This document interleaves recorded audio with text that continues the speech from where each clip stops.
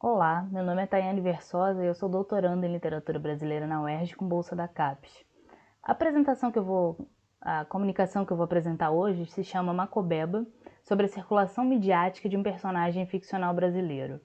Em nossa comunicação, apresentaremos um estudo de caso que toca diretamente a questão: o que a circulação midiática faz à literatura? Iremos mapear e analisar brevemente a criação e as sucessivas refigurações de Macobeba, um personagem ficcional brasileiro monstruoso. De um lado, temos as reelaborações do personagem por diferentes autores do modernismo brasileiro. Do outro, percebemos como Macobeba circulou em diferentes periódicos, através de propagandas, críticas políticas e ocorrências diversas, sem assinatura de grandes autores, de uma maneira quase autônoma, como se adquirisse existência própria. As duas vias de refiguração que analisaremos aqui serão chamadas, com base na distinção feita por Nabil Araújo no artigo Como se faz um mito, Fausto como paradigma para a poética, de autoral e autonomizante. Antes de analisarmos os mencionados modos de refiguração, é preciso fazer um recuo até a origem do monstro Macobeba. Bom, em 7 de abril de 1929, ele surgiu no periódico pernambucano A Província, em um texto antecedido apenas pelo título, Macobebe é mais feio que o cão, e por um breve resumo não assinado caracterizado pelo tom de novidade. Cito o resumo. Em artigo para a Província, o Sr. José Matias inicia hoje uma série de revelações sensacionais sobre um tal Macobeba, bicho horroroso que está aparecendo nas praias do sul.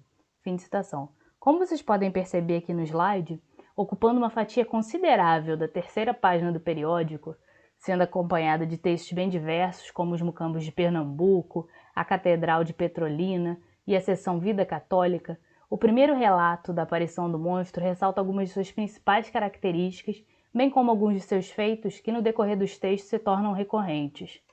Aqui nós temos uma ênfase, né, no texto do Macobeba, recortado da página, e agora eu cito uma passagem desse primeiro texto, da aparição do monstro. Bom, na região sul do estado, ribeirinha do mar, um horrível ente fantástico anda apavorando as tímidas crianças e impressionando a imaginação crédula dos matutos. Grande, muito grande, do tamanho de uma sucupira de meio século, com um extenso rabo metade de leão e metade de cavalo, 4 imensos olhos vermelhos como 4 grandes brasas vivas à flor da cara, aduncas unhas de lobisomem, enorme cabeleira de mãe d'água, feroz como João Galafoice, traçoeiro e rápido como o pai do mato, o Macobeba empunha uma vassoura de grandes cordas resistentes de croapé e devasta tudo por onde passa. De que danada essência se formou agora para assustar as gentes tímidas esse desadorado fantasma, mais rápido ainda que as caiporas de um pé só que vivem na floresta virgem, ao som dos caracachás no animado samba nas noites de lua cheia? Por onde passa, como o vento do deserto, secam as folhas das árvores. Tudo vai se queimando e caindo como se o Macobeba fosse a alma abrasadora do incêndio, com a sua imensa vassoura de fios duros de croapé e os 4 olhos candentes de sua caraça de lobisomem. Um acre cheiro danado que tanto tem do nauseabundo da maritaca, quanto dos vapores de enxofre que dizem o diabo deixa na sua passagem, fica pelos caminhos entorpecendo, embriagando e envenenando as gentes. Fim de citação. Os substantivos ente e fantasma, os adjetivos horrível, fantástico, grande, desadorado, feroz, traiçoeiro, rápido, imensos e vermelhos para falar dos olhos, aduncas para as unhas e acre danado para o cheiro de Macobeba, e os verbos apavorando, impressionando, devasta, assustar, queimando, caindo, entorpecendo, embriagando, envenenando, constitui o campo lexical usado para construir a imagem diabólica de Macobeba, que se mantém na maior parte das publicações sobre o personagem monstruoso. De abril a setembro de 1929, são publicados 26 textos assinados pelo seu criador, José Matias, pseudônimo de Júlio Belo, que era um senhor de engenho e escritor muito amigo de Gilberto Freire. E esses 26 textos tratam dos malfeitos de Macobeba, do seu caráter destrutivo e da sua genealogia. Aqui nós temos a foto do Macobeba, que foi desenhado por Manuel Bandeira, e essa foto circulou na maior parte dos textos. A maior parte dos textos vem acompanhado dessas imagens. E aqui eu separei diferentes textos de Macobeba para a gente ver. Esse aqui, o Macobeba como Judeu Errante, foi publicado dia 11 de abril de 1929. Esse aqui de 24 de abril de 1929, com o título Por que o Macobeba foi embora para o sul? E de novo a gente vê o desenho do monstro, agora fazendo coisas diferentes. Separei também esse aqui de 4 de junho de 29, intitulado Novas Tropelias de Macobeba, que a gente tem ao longo que são os 26 textos publicados no periódico. E é também no periódico A Província, em 7 de junho de 1929, que José Lins do Rego, no texto intitulado Macobeba é um excelente professor de coreografia, reflete, cito José Lins do Rego, o aparecimento desse bicho terrível, nascido em praias do sul de Pernambuco, veio mesmo a propósito. Estávamos sem um lobisomem, um desses terrores tão necessários à imaginação do povo. Numa brincadeira, o senhor Matias me obrigou a conhecer a geografia de Pernambuco, pedaço por pedaço. Aqui é uma foto, né, do texto do José Lins do Rego, de novo com a imagem do Macobeba desenhado pelo Manuel Bandeira. E a gente percebe com essa citação, ao longo do texto, que para o autor de Menino de Engenho, Macobeba é um personagem ficcional, ou ainda uma brincadeira do senhor Matias, que tem as suas utilidades. A primeira, estritamente pessoal, é aprender a geografia de Pernambuco pedaço por pedaço, de acordo com Lins do Rego. E a segunda diz respeito à necessidade de uma figura como Macobeba, de um lobisomem, cito, para a imaginação do povo. E ele diz o seguinte ao longo desse texto aqui, que vocês podem ver no slide. E nas camadas populares, o lobisomem de Pernambuco está metendo um medo sério. Outro dia quiseram atribuir escassez de peixe na lagoa da Mangueba a coisas do Macobeba. Fim de citação. Então ele mostra esse medo para o que ele chama de camadas populares, e depois ele mostra para a imaginação das crianças a relevância do Macobeba. Cito novamente. Entre os meus dois meninos, esse retrato é capaz de liquidar com a vontade mais impertinente. Para mim, o Macobeba, Deus há de me perdoar a imagem, caiu-me do céu. É só falar no nome do bicho e os meninos a amolecer a vontadezinha impertinente. Fim de citação. Assim, José Lins do Rego revela que junto a certo público, dito popular, o medo do bicho prevalece em função da origem sobrenatural, não autoral, a ele atribuída por estes ouvintes leitores. É esta origem autoral, entretanto, que o próprio José Lins do Rego não perde de vista, ressaltando tratar-se de uma brincadeira do senhor Matias, isto é, de uma personagem ficcional. Apesar de o leitor que ele próprio estar convicto de que se trata de uma personagem ficcional, de uma brincadeira do senhor Matias, ele se recusa, cito Lins do Rego novamente, a botar Macobeba na literatura. Fim de citação. Sugerindo assim que se a personagem passasse a generalizadamente ser vista como tal, como criação literária de um determinado escritor, ela perderia justamente seu efeito pedagógico sobre as crianças e o povo. Desse modo, o autor de Menino de Engenho nos deixa entrever os dois modos de recepção e refiguração da personagem monstruosa criada por Júlio Belo. Um pelo qual Macobeba, encarado como criação autoral, como personagem literária, só poderia ser refigurada nessa mesma chave, a autoral, e outro pelo qual ela se autonomiza em relação a seu criador, a autonomizante. Então, no dia 3 de maio de 1929, como nós podemos ver aqui nesse slide, Mário de Andrade, no Diário Nacional, um periódico de São Paulo, ele cria sua versão do monstro ao publicar o texto Macobeba. Nele, apesar de recuperar os aspectos físicos que constituem o monstro de Júlio Belo, o autor definitivamente não reforça seu caráter assustador. Em um texto bastante irônico, posteriormente publicado em Os Filhos de Candinha, ele se refere ao monstro como uma assombração muito simpática, que, cito, carrega sempre uma vassoura de fios duros maravilhosamente inútil, uma vez que ele acaba por não servir-se dela para nada. Fim de citação. Dessa forma, o autor de Macunaíma desloca e subverte a figuração original do monstro, criando à sua maneira o seu Macobeba, iniciando assim a cadeia das refigurações autorais do personagem. Ao lembrarmos com Carlos Reis que a refiguração, cito Carlos Reis, é o processo de reelaboração narrativa de uma figura ficcional, normalmente uma personagem, no mesmo ou em diferentes suportes e linguagens, fim de citação, faz-se necessário especificar, com Nabil Araújo, no artigo mencionado anteriormente, que tal como na recepção de Fausto, há, em uma escala menor, na recepção de Macobeba, cito Nabil Araújo, uma cadeia refiguradora na qual se adensarão os vínculos de cada nova refiguração da personagem a um determinado nome de autor, à guisa, dir-se-ia, de um sobrenome, a denotar então um laço de filiação. Fim de citação. Assim, é na chave das refigurações autorais que podemos tratar dos Macobebas de Mário de Andrade, de Graciliano Ramos, de Jorge de Lima, de Cavalcante Proença e de Joaquim Cardoso, refletindo sobre suas diferenças e eventuais semelhanças. Em abril de 1930, Graciliano Ramos, com o pseudônimo de Lúcio Guedes, elaborou uma contundente crítica política alegórica nos textos Macobeba Pré-Histórico e Macobeba Antigo, publicados no Jornal de Alagoas. Neles, ao fundir a figura do monstro com a de um político, o autor transfere a figuração diabólica do primeiro para o segundo, mostrando as consequências nefastas do messianismo na política. 15 anos depois, de dezembro de 1945 a janeiro de 1946, Jorge de Lima, em Amanhã, periódico do Rio de Janeiro, publica 3 histórias fantásticas com personagens e ocorrências distintas nas quais Macobeba figura como uma espécie de vilão. São esses 3 aqui, que vocês podem ver nos slides, com títulos diferentes, com personagens diferentes e Macobeba sendo vilão. Bom, há também as refigurações autorais publicadas fora dos periódicos, como a de Manuel Cavalcante Proença, autor do livro manuscrito holandês O A Peleja do Caboclo Mitavaí com o Monstro Macobeba, no qual Macobeba é o vilão a ser combatido pelo herói Mitavaí, e a de Joaquim Cardoso, autor da peça Marechal Boi de Carro, que trata dos Macobebas, os seres que levaram Muribeca à destruição. Brevemente detalhada a cadeia das refigurações autorais, analisaremos as reelaborações de Macobeba que não se enquadram nos exemplos detalhados.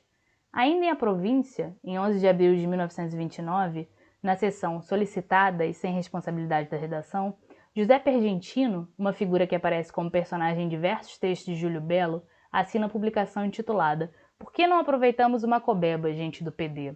Propondo ironicamente a escolha de Macobeba para a presidência do diretório do Partido Democrático, mencionando José Matias como uma espécie de relator das histórias do Macobeba, não como seu criador, nessa nota bem pequena que vocês podem ver aqui nos slides. Em maio do mesmo ano, no periódico maranhense O Imparcial, no texto intitulado Ainda a propósito do concurso de beleza, um registro que não está fora da vida musical, Miss Maranhão e o sacrifício de ouvir uma vitrola que só sabia uivar, Hernani Braga, com um tom humorístico, ao culpar Manuel Bandeira, o desenhista de Macobeba, pela feiura do monstro, razão pela qual ele vive embaixo da ponte do Pina, concebe, em alguma medida, o monstro como uma figura autônoma, tendo inclusive liberdade para escolher onde ficar. Posteriormente, tal autonomia fica ainda mais clara, ao se referir ao monstro como um ser passível de ser encontrado pela cidade. Cito uma passagem do texto. Se José Cândido e João Alfredo me encarregassem de ir entrevistar, em nome deles, o Macobeba no Ponte do Pina à meia-noite, eu iria para lhes provar a minha dedicação, desencavar o bicharoco e puxar-lhe pela língua. Fim de citação. Na coluna de Samuel Campelo, Prosando com Vocês, do dia 3 de maio de 1929, no Jornal Pequeno, essa coluna que vocês podem ver aqui no slide, Macobeba também aparece como um personagem constituinte do cenário local. Ao criticar a falta de importância dada à pintura pernambucana, Samuel diz: no Recife também se pinta. Os estudantes pintam um bode, os almofadinhas pintam um sete, as melindrosas pintam a cara, os pelintras pintam a manta, o Macobeba pinta o cão em camisão e a crise pinta o diabo. Fim de citação. Câmara Cascudo, no mesmo periódico, em 5 de abril de 1946, ao comentar o livro Vida e Sonho do poeta pernambucano Austro Costa, pinta o seguinte cenário idílico de Pernambuco. Leio devagar. Estou me vendo, a mim, Austro de cachimbo, de costeletas até o joelho, Joaquim Cardoso, Benedito Monteiro, Rua Maris de Barros, Abacaxi de Goiânia, Aguardente Cara Preta, Pastoril de Manuel Baú, a luz elétrica de seu Claudino em Olinda, o bicho Macobeba morando debaixo da ponte do Pina. Fim de citação. Nessa coluna que vocês podem ver aqui no slide. Bom, também no Jornal Pequeno, em 20 de junho de 1931, uma propaganda intitulada Quem quiser venha ver, promete até a aparição de Macobeba. Cito parte dessa propaganda que vocês podem ver aqui no slide.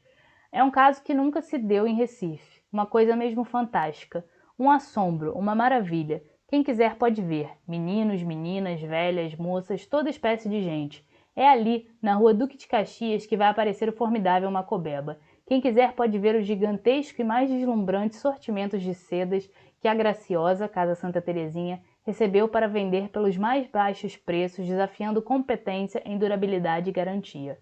Fim de citação. No mesmo jornal, em 1949, no texto intitulado Somos tipo Pão de Ló, esse texto que vocês podem ver aqui nesse slide que eu acabei de passar, respondendo a uma crônica publicada em outro periódico, que por sua vez respondia a um texto anterior do Jornal Pequeno, Macobeba aparece como um xingamento. Cito uma passagem do texto. A tal crônica é ou pretende ser uma resposta ao Jornal Pequeno, cujo comentarista é classificado de Macobeba.